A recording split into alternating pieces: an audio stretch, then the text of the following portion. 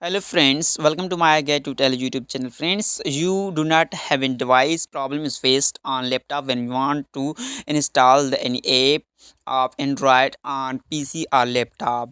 Today I will tell you that how can you fix this problem. After watching this video, you will able to use the Android apps on PC. For that, what you have to do, uh, I will tell you now in this video. But first of all, when you click on this problem, you will see this interface. Okay, so you do not worry about this. Okay, because you will see these all errors.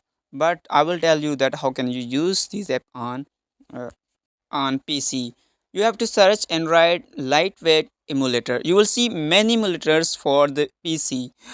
You have to download any BlueStack or Noxpelia.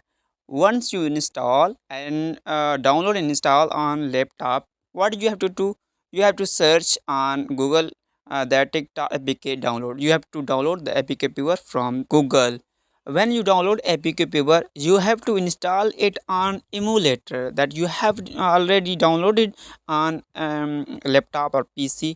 You have to install this APK on your emulator. You will not see this error. Then you will able to use TikTok any Android app on laptop or PC. Thank you for watching this video.